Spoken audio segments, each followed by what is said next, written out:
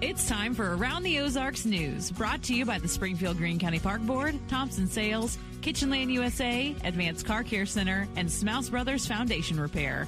Here are your hosts, Ethan and Sarah Foreheads. Hey there, good morning to you on Thursday. It's finally Thursday. Feels like it's been a long week, but it is now Thursday, which means tomorrow is Friday, and that is good news. We've got a lot of news to tell you about this morning, so here we go. All right. Do you remember the bank robber who became kind of infamous for wearing the Superman T-shirt while he was robbing a bank in Springfield 2 years ago, 2023? That guy, Scott Tyner, has now been sentenced to 11 years in federal prison. He pleaded guilty to using a gun to rob the Legacy Bank on South National. Basically traded 11 years of his life in prison for $5,500 that he got away with. Wow. He had a history of convictions of financial crimes, but this time he had used the threat of deadly violence, using the gun. So the judge appeared to take that as a very serious escalation, and that's what he got. Man, oh man. Poor decisions just get out of control. Yes. And speaking of, here's another one. A Springfield man will spend more than a year in prison for stealing mail from people's mailboxes. He walked through neighborhoods and took mail out of residential boxes in people's yards. Witnesses reported him to police, and they got him with some stolen mail. He admitted to it and said he was looking for money to pay for drugs. Very sad. Man, it is sad, and that's something that we've talked with our kids about drugs and gateway drugs that lead to more drugs, and it's never enough drugs, and the things you have to do to get money to pay for the drugs, how they just take over your life. And we see it in this guy's case, stealing mail out in the open. Nobody starts there. That's not the goal whenever you. Man, it's sad. So many people affected by that.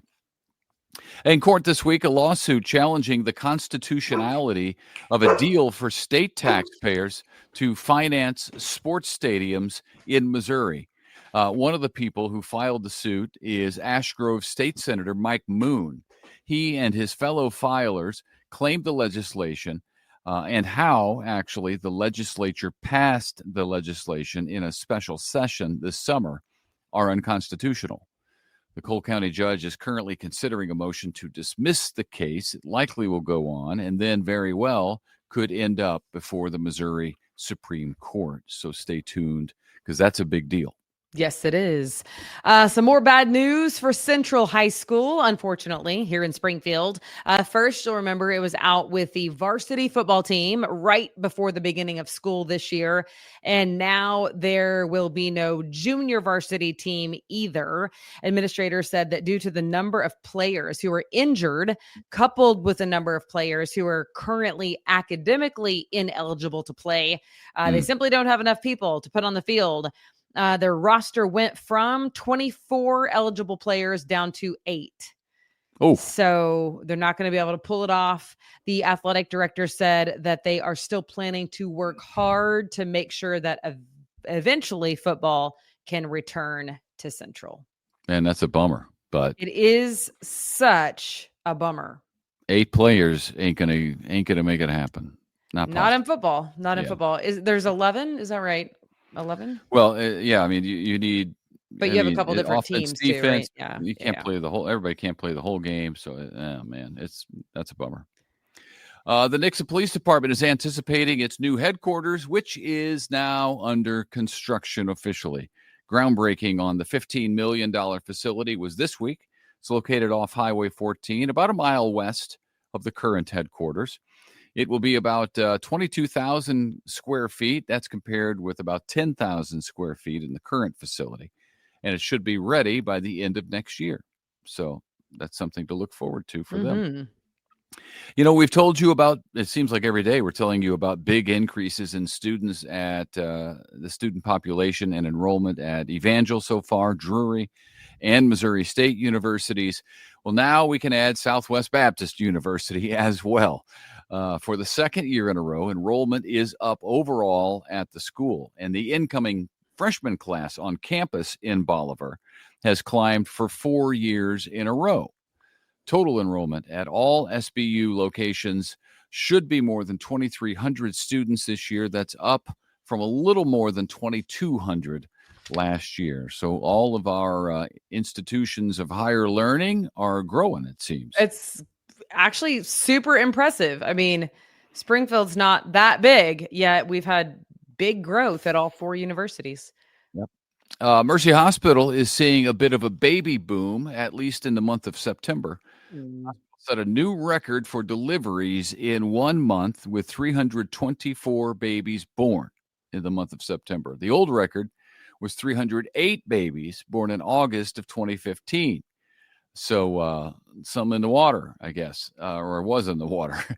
Interestingly, I should say, Mercy is also now giving expectant mothers the option of taking nitrous oxide during labor and delivery. They say it's a good middle ground between completely natural childbirth, no painkillers, and an epidural, which removes feeling for the women from the waist down. And we know nitrous oxide from the dentist's office many times. Oh, I don't know it. So I was like, what in the world is that? They give you the laughing gas, I think they call it. Interesting. So it reduces anxiety, they say, and it helps to dull the pain. Interesting. I say just go all natural. Yeah. Yep, you did it 3 times. You live to tell about it. I would do it again, too. That's what's crazy. You know what? You forget. That's what happens. How terrible it is? How terrible it is. Yeah. But I would do it again. I forgot 3 times. So, okay. Now to this. The Community Partnership of the Ozarks is taking over Safe and Sober.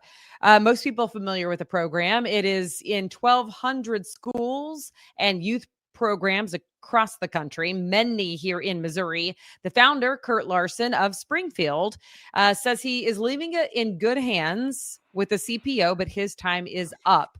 I think he was quoted as saying he's in the 4th quarter. So that was a fun way to put that. But yes, he is indeed leaving it in very capable hands. That program, of course, teaches students about making good choices regarding health, underage drinking, vaping, prescription drug use, and other risky behaviors. Yeah, well, he's done a nice job with it. He certainly got the word out about it. So good for him. Yes. Walmart is the latest food maker to announce plans to remove synthetic food dyes and 30 other preservatives, artificial sweeteners, and fat substitutes in its store brands, the Walmart brands. It will affect about 1,000 products in Walmart's inventory. Walmart planning to make those changes by January of 2027. So it appears that, I know there's some government pressure now with MAHA, Make America Healthy Again, but it appears people like the general public is starting to realize that, man, we're not eating good food at all. What can we do better? And why do other countries have better rules regarding the food we eat than us? So maybe, hopefully it'll affect our health in a positive way. That remains to be seen. Right. A lot of hot chocolate just went down the drain, literally. A semi-truck full of 44,000 pounds of cocoa powder tipped over along Interstate 44, spilling all the powder. The driver, it's a big cleanup to do. The driver was taken to the hospital with minor injuries, expected to be okay. It's interesting that story would be this morning because last night our boy made hot chocolate for the first time this season. And I was going to yell at him hey, you can't do that yet. It's too soon. But yesterday we turned over the calendar to October. Yep. So I let it stand. Well, my policy is that we can now allow pumpkin spice flavoring. Well, your daughter got some. And actual pumpkins in the house now that it's October. Your Not daughter happy got about some. it. Did you know? But it's October. The pumpkin coffee flavoring bottle. I saw that yesterday. Yep. Yeah, I saw it. She got it the first day, I think. Yeah. Okay, on this Saturday, you can enjoy the fall home tour. Speaking of all things fall and pumpkins, it's put on by the Junior League. They have 4 homes to see this year, including the historic Booth Dickey House, which dates back to the 1860s. That one would be cool, but there Yeah. are 4. If you want to go, it is self-guided, but you do need a ticket. You can find that online. Just go to Junior League of Springfield's website. I went to their website and there they were right on the front page. So check it out. That would be fun. It sounds like something my mom would do. Like, I'm not going to go look at your house, but my mom would be all about that. Oh, I might go with your mom then, because I love looking at houses. Yeah, I know. Yeah, Ethan too. I got no interest in seeing a house, but they are cool. They are, I mean, come on. Like, if that's your thing. There's such a difference between houses today, obviously, and houses built back in the 1800s. They had small rooms. They had reasons for that, but they had small rooms, just lots of them. And I like to think about, if I own this, what would I do with it? Because you got to change it. Yeah, Yes. I would change it. So, well, I mean, Mercy, we just did the story. Mercy had a baby boom. So maybe we're going back to the small room houses. You know what I mean? Like, lots of kids, all the things. Big open space when you walk in. That's what I need. That's Ethan's. All right. So there are a ton of events. That's one. I mentioned that one because you do need to get tickets for that online at the Junior League's website. Otherwise, lots of things going on. One of our sponsors for the podcast, the Springfield Greene County Park Board, out at Rutledge Wilson Farm Park. It is Harvest Fest. You can go look at the corn maze. That's this weekend and then continues throughout October over the weekend days. It's so fun. Also, 14 Mill Market in Nixa is having their Harvest Fest, Scarecrow Building Contest, Pie Eating Contest, Apple Bobbing. I mean, talking about Maha, apparently. I'm surprised they still allow that. Who It must be knew? You have to wear a mask or something. They probably change the water out between every each time and all the apples. Yep.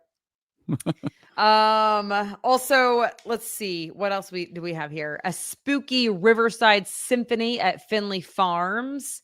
That is this weekend. That's on the 8th. Hold on. That's not the day, is it? Yeah, that's Wednesday. That's a Wednesday. That's interesting. Oh, okay. I like that. Go ahead, because they play like songs like Thriller and stuff. I think that'd be fun. Yeah. Yes, the Monarch String Quartet will perform classical takes on songs like Thriller. Aha. There you go. Okay. There you go.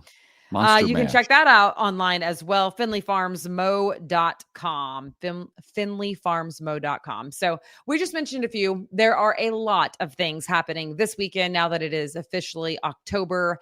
And check it out at AroundTheOzarks.com. Just look under events.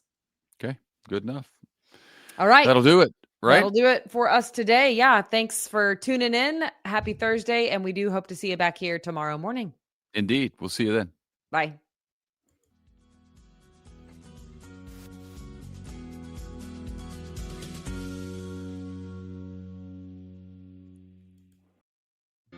It's time for Around the Ozarks Wake Up Weather, brought to you by Command Family Medicine, Heating and Air Paramedics, The Trailer Ranch, Hewitt Messenger, and Taylor Grubaugh Chevrolet. Here's your host, meteorologist Abby Dyer.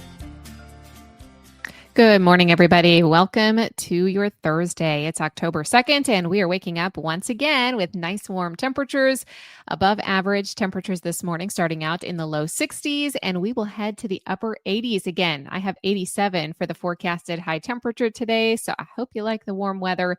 It'll be more summer-like today than what we had around yesterday. A few more clouds, though, in the forecast, and at least a teeny tiny little itty-bitty chance of rain in the forecast today. We have temperatures, though, that are really going to steal the show and the headlines. 87 degrees is well above average for this time of the year, and we will remain dry in most areas for the entire day today.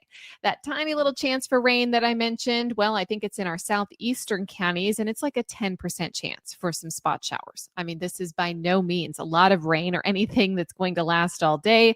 If you get the showers, though, I think the best opportunity for seeing some of those will be in our southeastern counties south of I-44. Showers widely isolated in the forecast. That's what's possible this afternoon. And where that happens, I think temperatures could be limited a bit. But the next best chance for rain, the widespread chance of rain that's going to be for more people and last a little bit longer, give you more in the rain gauge, that doesn't get here until the middle of next week. We're going to be waiting on some good, powerful rain chances in the forecast because we are staring down a whole lot of sunshine in this extended forecast. Very low chance for rain out there today. I don't think we see it here in Springfield. High temperature of 87 for us. We'll continue to see the sunshine and the warmth on Friday. More sun and high temperatures in the upper 80s once again. Maybe slightly cooler for the weekend, low to mid 80s in the forecast, but sunny all day. And we will see a breeze pick up in the forecast both Saturday and Sunday. So just kind of a heads up if you're planning on hitting any of our area waterways, since it will be so warm, there will be some wind to contend with. That's for both Saturday and Sunday. I am expecting some breezy conditions. Around the country, what's making headlines? It's above average temperatures for much of the country. We are talking about this kind of emerging La Nina pattern that's favoring drier and hotter conditions for the central and western United States. At the same time, we're having this little heat wave and stretch of dry weather for the Midwest. There's also a marginal flood risk for the Olympic Mountains up in Washington, as well as the Florida East Coast. They've been waterlogged from the tropics activity over the last several days. So looking to get a break from the rainfall in Florida tomorrow. We are looking at scattered showers in the forecast for much of the Northeast as well. The Mid-Atlantic expecting some showers and a few thunderstorms. That's also possible in the forecast. All right, here's a look at that around the Ozarks Wake Up Weather Brain Twister trivia question. And the question that I left you with yesterday was this: which of these oceans or regions does not typically experience hurricanes? Do you think it's A, the Atlantic Ocean, B, the Eastern Pacific Ocean, C, the Arctic Ocean, or D, the Western Pacific Ocean? Well, if it sounded a bit unusual to you, you were correct. It is C, the Arctic Ocean. And the reason here is that hurricanes, they love warm water. Hurricanes are heat engines. They draw their energy from warm ocean waters, which are abundant in the tropics, but absent from the Arctic. So it's that cold water disruption that really disinfluences hurricanes from forming there.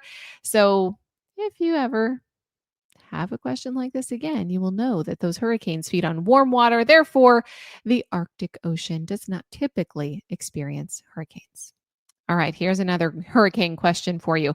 What is the term for the calm, clear area at the center of a hurricane, surrounded by the most intense winds and rain? Do you think it is A, the core, B, the eye, C, the nucleus, or D, the hub? Let me know your guess. You can do that at the website. It's aroundtheozarks.com. Want to give a big shout out to our sponsors this morning: Command Family Medicine, Heating and Air Paramedics, The Trailer Ranch, Hewitt Messenger, and Taylor Grubaugh Chevrolet. I appreciate you listening this morning. Have a great day, and I'll be back to chat with you first thing tomorrow morning.